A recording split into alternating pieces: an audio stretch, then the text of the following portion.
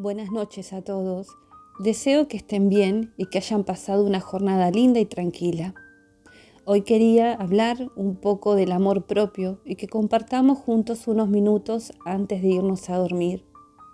Pero lejos de un amor propio de ese tan superficial que a veces vemos en todos lados. No creo que el amor propio sea egoísmo, ni hacer siempre lo que uno quiere, mucho menos sentirse más que los demás. El amor propio no es una revancha a la traición o por lo malo que nos ha pasado en las relaciones, sino saber trabajarnos internamente y colocarnos en el sitio que quizás nunca estuvimos. En ese sitio de prioridades, de escucha plena, de sinceridad, de no postergar más lo que somos hoy, por andar lejos, por ahí, buscando en otro sitio. Creo que el amor propio muchas veces empieza con cosas pequeñas y también incómodas. En la sinceridad de aceptar lo que sentimos y lo que nos pasa, cómo son algunas personas y cómo somos nosotros realmente. Y también la humildad de reconocer que todavía estamos aprendiendo a cuidarnos, a que no debemos ser perfectos ni tampoco pedir perfección a otros. Eso ya nos quita muchas mochilas encima. Ver y vernos con más humanidad sin tantas máscaras. Entonces vamos a poder notar y observar esta noche que el amor propio no se trata de algo avasallante, grandioso, arrasante con mucho ruido. Más bien creo que es algo silencioso, con un propósito más asertivo en cuanto a cómo empezamos a preguntarnos a la hora de decidir qué elegir para nosotros mismos. Porque querernos y desear nuestro bienestar no es solo hacer lo que nos da placer, de esos placeres de inmediato. No es impulsivo, no busca atajos. Y a veces quererse bien es justamente elegir lo que nos hace bien, aunque nos cueste. Y quizás por eso Antoni de Melo decía muchas veces que muchas personas no buscaban realmente sanar, sino alivio. Porque sanar muchas veces implica detenernos, revisarnos, aceptar cosas, soltar otras. Y eso no siempre es rápido ni cómodo. A grandes rasgos, si buscamos en Google, encontramos que el amor propio es el reconocimiento profundo de nuestra propia dignidad, el respeto y la aceptación incondicional de quienes somos, independientemente de las circunstancias externas. Es el cuidado y el respeto hacia nosotros mismos. Pero, ¿nos aceptamos realmente como somos? ¿Qué nos decimos cuando algo no nos sale bien? Si miramos un segundo hacia adentro, en estos segundos que van pasando, y nos preguntamos, si dependo de mí, si al final de muchas cosas nos tenemos a nosotros mismos, ¿nos invalidamos? ¿Estamos llenos de miedos e inseguridades? ¿Sabemos qué hacer cuando nos toca mirarnos y señalarnos por dentro? Y la verdad es que esto es mucho más normal de lo que creemos. Hace poco le dije a mi psicóloga, bueno, yo todavía no sé cómo tener un amor propio sincero, así que mientras tanto lo voy a llamar egoísmo. Esa palabra parece ser una antítesis del amor propio, ¿verdad? Pero entendiendo también que de alguna manera hay que empezar. Aunque al principio se sienta raro, aunque nos sintamos egoístas por intentar reconstruirnos y construirnos de tantos conceptos y creencias impuestas sobre lo que somos, lo que valemos, cómo debemos dar a los demás sin descuidarnos y tantas otras cosas que estoy segura de que a muchos de ustedes también les ha pasado. Y si viajamos un momento hacia nuestra infancia, cuando éramos pequeñitos, seguramente nos vamos a encontrar siendo niños a cargo de nuestras figuras de apego, si es que la hubo. Y eran ellos quienes tenían muchísima influencia en los primeros cimientos de lo que después entenderíamos como amor. Cómo nos miraban, qué nos decían, si nos daban importancia, si nos hacían sentir especiales si había cariño, cuidado, escucha. Es el lugar en el mundo que nos tocaba ocupar. Y cuando muchas de esas cosas no estuvieron, claro que se vuelve difícil, ya de adultos, comprender algo que quizás nunca conocimos. Porque ¿cómo íbamos a aprender a querernos nosotros mismos si crecimos entre la indiferencia, la invalidación, el destrato? ¿Cómo íbamos a sentir que valíamos o que formábamos parte de un mundo que también nos esperaba afuera?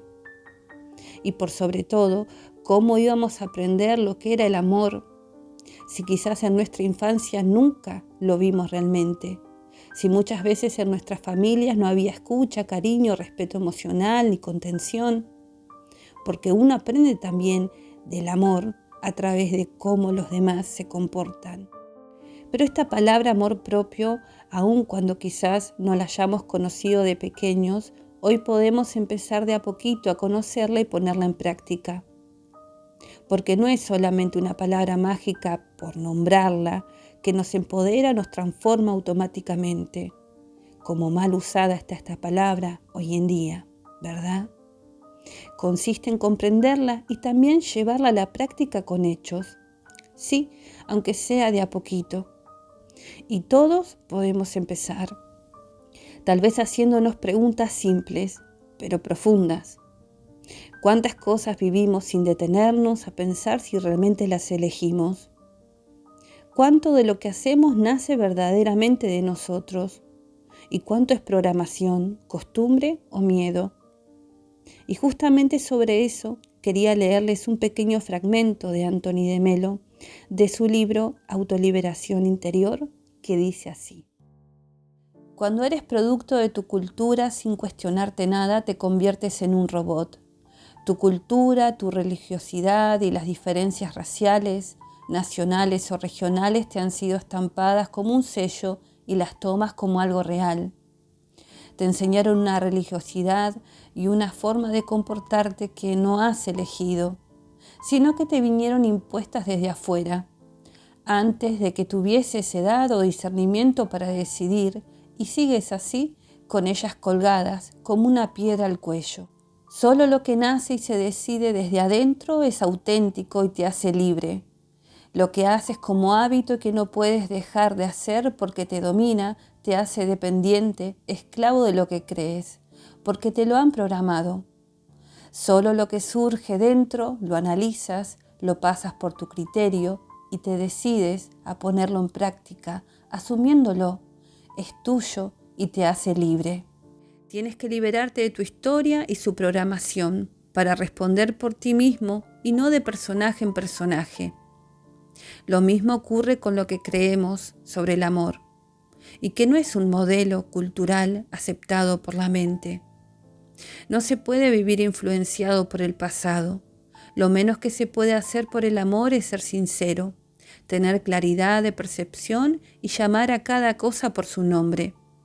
Ser capaz de dar la respuesta precisa sin engañar ni engañarte. Porque te amo, te doy la respuesta desde mi realidad, que te corresponde a ti y a tu realidad, en este momento. Más tarde no sé lo que puede ocurrir y por ello no te hago promesas que no sé si podría cumplir. Esto es lo menos que se puede pedir y exigirle al amor: sinceridad. La espiritualidad consiste en ver las cosas, no a través de cristales de color, sino tal como son. La espiritualidad ha de nacer de ti mismo, y cuanto más seas tú, serás más espiritual. Entonces vemos que muchas veces las programaciones, las creencias, la cultura y todo aquello que nos enseñaron pueden hacer que el encuentro con nuestro amor propio se vuelva difuso, confuso. Y quizás empezar a analizarlo, cuestionarlo y desarrollar un espíritu crítico sobre nosotros mismos y nuestra historia nos ayude poco a poco a tomar conciencia y a empezar a elegir más por nosotros mismos, porque eso también es amor propio, eso también es autocuidado, respeto y dignidad hacia nosotros. Y sobre esto también les quiero leer un poco más sobre Anthony de Melo, algo que me hizo reflexionar muchísimo. Una persona con tantas exigencias y problemas no puede amar ni encontrar la felicidad, ya que tiene bastante con defenderse de lo que cree que le están atacando. En ese estado, lo que llamamos amor es egoísmo, amor a nuestro ego, interés propio. Nos sentimos mal, tan mal, con tantos miedos que solo podemos mirarnos a nosotros mismos, vigilándonos con recelo. Porque en verdad tampoco nos amamos. Amor es pura gratitud y nosotros nos ponemos condiciones. Y si nos ponemos condiciones a nosotros mismos, ¿cómo no vamos a ponérselas a los demás? Convertimos eso, aquello que llamamos amor, en egoísmo refinado que utilizamos para darnos placer, para evitar sensaciones desagradables, sensaciones de culpabilidad, miedo al rechazo. Para evitar eso, comerciamos con lo que se llama amor. Si somos capaces de ver esto y llamar las cosas por su nombre, ya empezamos a ver claro. Y quizás por eso, si crecimos sintiendo que solo valíamos cuando cumplíamos las expectativas de los demás, cuando no molestábamos o cuando éramos útiles para otros, hoy muchas veces nos cuesta sentir que merecemos amor simplemente por existir y darnos ese amor. No solo nos cargamos muchas veces con un amor propio obsoleto desde nuestra crianza, sino también con todo lo que después la sociedad y el consumismo nos dijeron que debía de ser. El estatus, la competencia, el egocentrismo, la idea de tener más derechos que otros, incluso hacernos creer que tener amor propio significa no sentirse mal nunca, no tener dificultades, como si tuviéramos que convertirnos en una especie de superhéroes que todo lo pueden. Y ni hablar cuando el amor propio empieza a relacionarse solamente con el éxito, con producir, con rendir, con demostrar constantemente. Porque en medio de todo eso muchas veces perdemos la capacidad de vernos realmente y de ver también cómo estamos siendo con los demás. Y es por eso que al principio les hablé también de la humildad. Porque el amor propio no significa creernos más, tal vez también implica aceptar que no sabemos todo y que no siempre vamos a poder con todo. Y ahora sí, para ir cerrando, me gustaría invitarlos esta noche a reflexionar un momento conmigo. Porque como les mencioné antes, el amor propio no siempre es algo ribombante, avasallante o lleno de ruido. Muchas veces aparece en silencio. Y creo que también se construye así, en lo cotidiano, en pequeños hechos que quizás para los demás pasan desapercibidos, pero para nosotros cuentan y cuentan mucho. Como por ejemplo, empezar a poner límites y decir que no para priorizarnos. Y vieron qué extraño, ¿verdad? Que muchas veces decirle que sí a otros nos hace sentir buenas personas, aunque por dentro estemos agotados. Pero cuando decimos que no, para cuidarnos aparece la culpa. Cuando sí elegirnos un poco implicaría automáticamente estar fallándole a alguien. Y ahí uno se pregunta, ¿en qué momento aprendimos a sentirnos malos por escucharnos? Recuerdo al padre de mi parroquia que hablando sobre los límites me dijo que la culpa quizás nunca se vaya. Y eso me hizo entrar en razón. Si vamos a esperar a priorizarnos y decir que no cuando no nos sintamos culpables, quizás eso nunca pase. Entonces tendría que ser con culpa, pero el límite aparecerá. Y quizás el amor propio no empieza cuando logramos amarnos completamente, sino cuando dejamos de maltratarnos por dentro. Cuando empezamos a observar esa voz que nos exige, que nos compara, que nos hace sentir insuficientes o culpables por necesitar quizás un poco de descanso. Porque hay personas que aprendieron a sobrevivir siendo útiles para otros, pero nunca aprendieron a preguntarse qué necesitaban ellas. Y por último, no olvidarnos del abandono desde lo cotidiano, distraernos para no sentir, minimizar lo que nos duele, seguir funcionando aunque estemos destruidos, tratando como si nuestras emociones molestaran.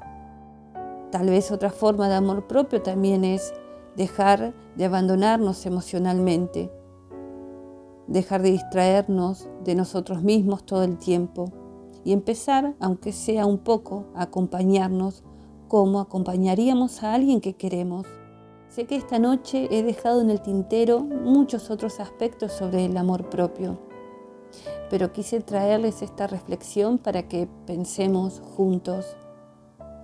Sí, preguntarles a ustedes en qué creen que están fallando en el amor propio, en encontrarse, en construirse, en desconstruir con todas estas programaciones y cosas que vienen de la infancia. ¿Qué necesitan ustedes hoy para fortalecer su amor propio?